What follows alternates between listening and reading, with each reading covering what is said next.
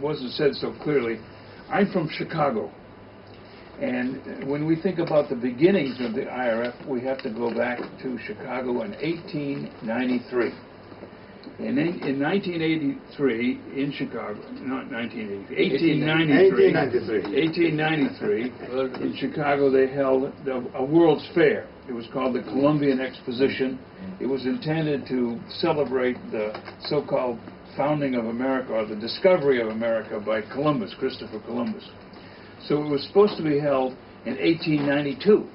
But it was Chicago, so things in Chicago often are a little bit late. So it was in 1893, and it was a fantastic thing. I could talk with you about that Chicago Columbian Exposition for an hour or 2 hours without any trouble. But we're going to skip all of that and say that as part of the World's Fair, well, they don't do this anymore, but in those days, as part of the World's Fair, they had a variety of parliaments.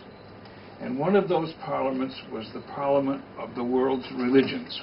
And people came from all over the world, not in huge numbers, but people did come from India. Vivekananda came from Bengal, and he was a big hit. 4,000 or 5,000 people would show up to hear Vivekananda speak. Actually, it's now downtown. It's called the Art Institute. It was the same building where that happened. People came from Japan. Yes, 3 or 4 persons. Yeah. Buddhist and Shinto. Actually, there were 5. Actually, 5. Both Buddhist and Shinto. And in general, people came from, of course, most people came from America and from Europe. But that was the very first really international gathering of people of diverse religious faiths. And partly some of the people who put that together were American Unitarians and Universalists. Now you know those two denominations merged in America, so they all call themselves Unitarian Universalists, or UUs. And I'm a UU minister. But I'm also a member of Risho Kosakai, a Buddhist organization. So I have 2 feet in the IARF, one through the UU and one through the Buddhist.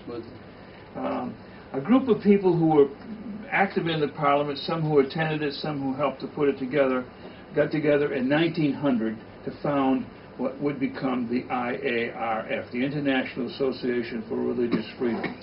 It has changed its name. Over the years, it changed its name maybe 5 times or so.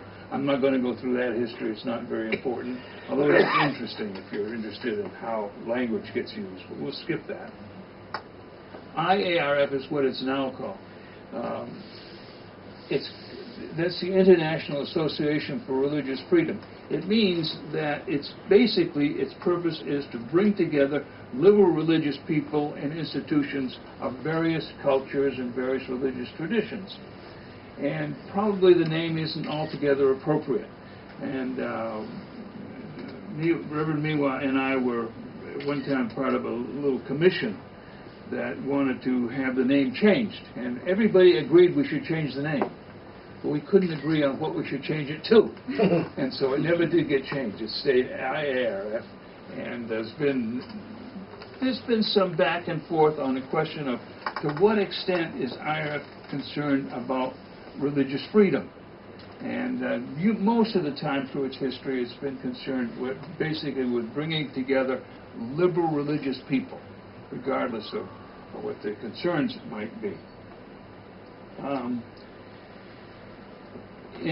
When it was founded, it was almost all of the founders, participants were American or British, except that the Brahmo Samaj in India, again, a Bengali institution, was really the first liberal religious organization in India, and was very important. It's like I was talking a little while ago about religions going into decline.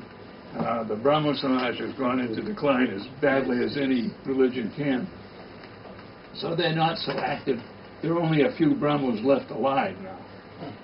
So they're not as active in IARF as other Indian people and organizations are. But they were part of the founding. So from the very beginning of IARF, it was genuinely international, not only American and Europe, but also Indian.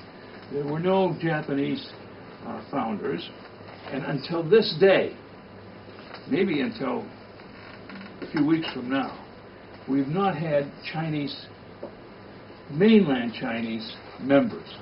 The only Chinese member we have is a very large Buddhist organization in Taiwan called Fo Guang Shan. And we should have invited some Fo Guang Shan here today, but people, there's a temple up on, what's that road? When it goes off of Nathan, it goes to the right. Anyway, there is a Fo Guang Shan temple here in Hong Kong, the name of which I've forgotten.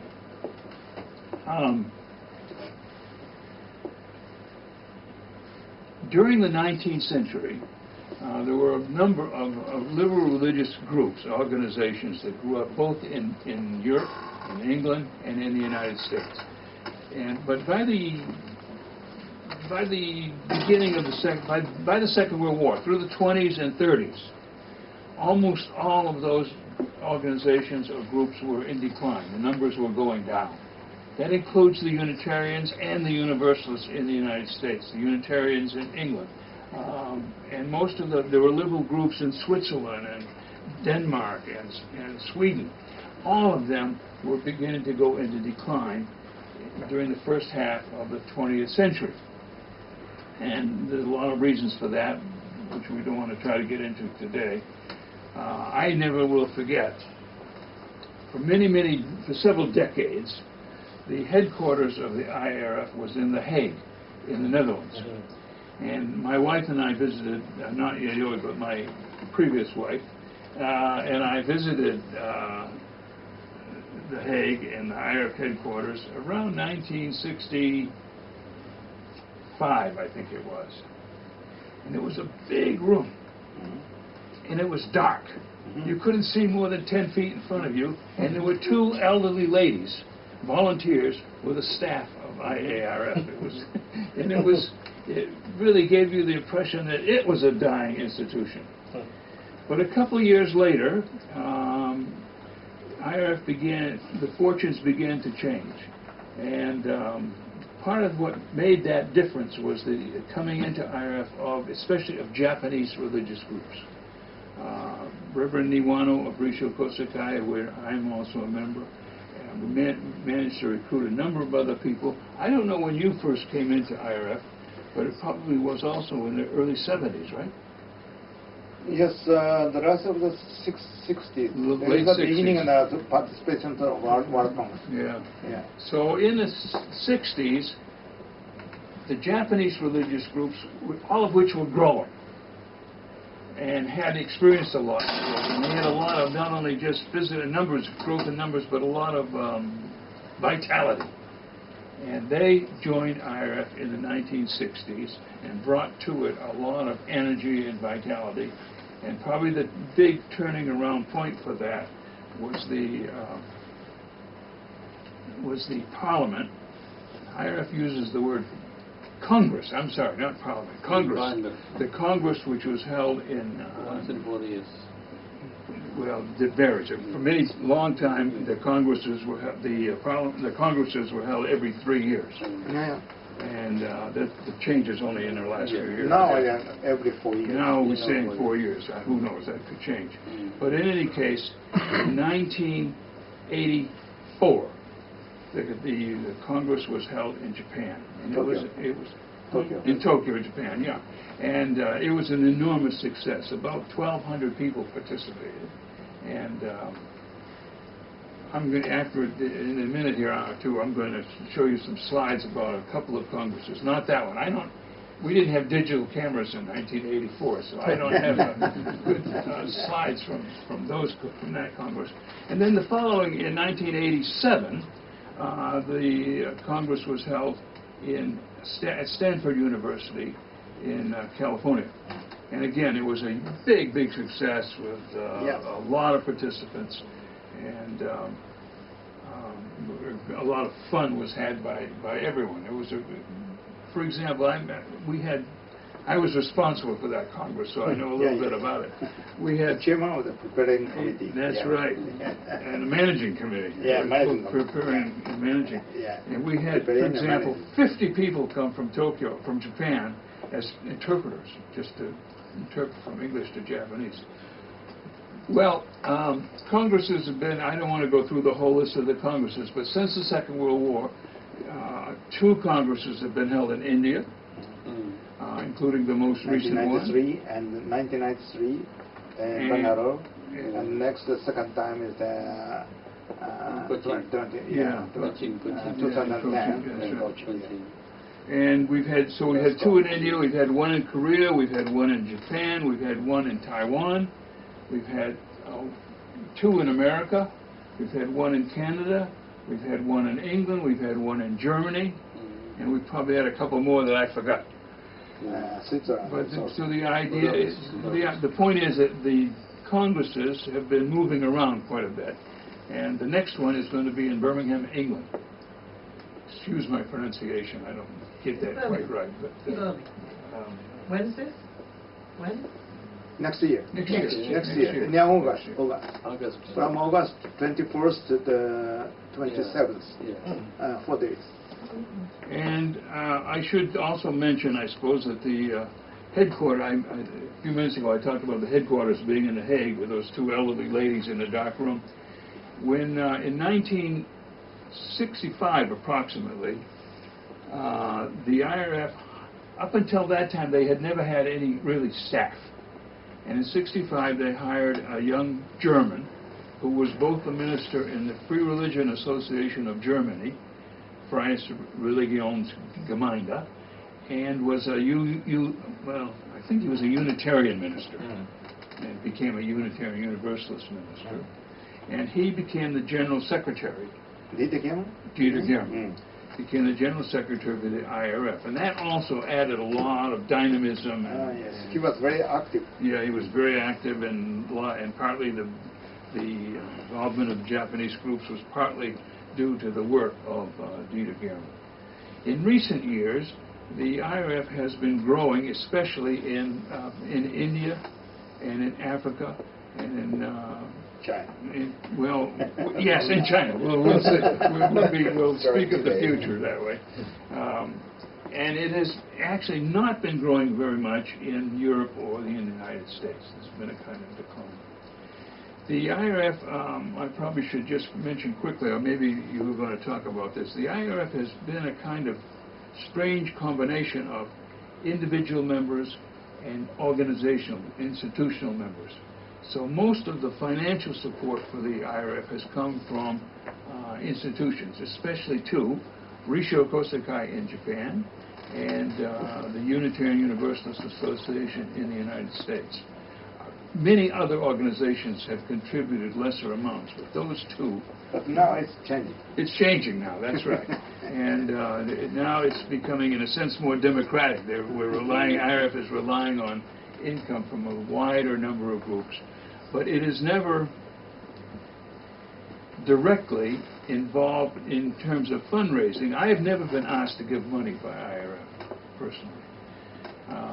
Many IARF members belong to chapters, and the chapters may raise or try to raise a little bit of money from individuals. But the IARF itself, the international organization, has been basically, and even the council on which these 2 gentlemen sit, the council is basically composed of people who represent organizational members. And people like me don't really get represented on the council at all. It's just, that's the way they do it, and it works out fine. Now, I thought just because so much of what we do is in IARF is in the congresses, which are held every 3 or 4 years, I thought I would just quickly go through a couple of these congresses with you. This is the Congress in Budapest in 1999. It was kind of a turning point because usually in the IARF congresses there is a business meeting. A lot of other things, I'll tell you about some of them, but the business meeting, and usually nobody goes to the business meeting. it's dull and uninteresting and nobody has much interest in it. Mm. But in Budapest, it was a big controversy. So everybody went to it, and we had many votes. And a lot of those votes, You and me made that great objection. we made, a lot of people did, and we'd have these votes, and the votes would be decided by 1 or 2 votes, which really means nobody won. You know, if it's that close, it means you really have a divided thing. And this was really over the question of what would be the nature of the organization. One vision of this organization is that it's a grassroots organization, basically involving a lot of different kinds of people. Yeah.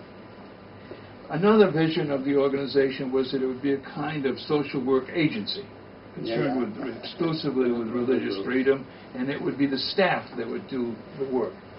The first group really wants the IARF member organizations and individuals to be doing the activities of the IARF. So a little bit 2 different kind of visions, and lots of controversy over that at the Budapest Congress. But we won't talk about that very much. Let me just run you through. This was held in Budapest, one of the beautiful cities of the world. And let's see. Is that a church? No, these are government buildings. No, the what? And I'm going to go through Budapest, as you know, sits on a river, Buddha on one side and Pest on the other. I'm sorry? Danube. The Danube. It's the Danube, that's right, absolutely. And there's the Danube at night. When the weather is nice, it's a wonderful city to be in. Look, I'm having trouble with this. Now this is the. What happened here? What is this?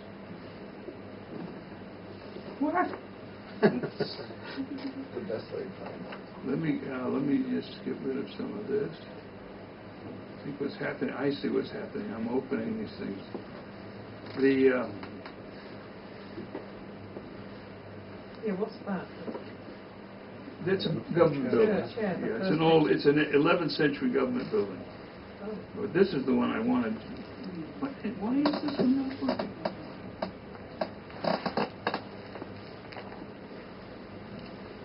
Well, the previous picture was the outside of the first Unitarian church in Budapest. This is the inside. And as you can see, it's quite a beautiful building. And Unitarian, what? I don't know what this is about.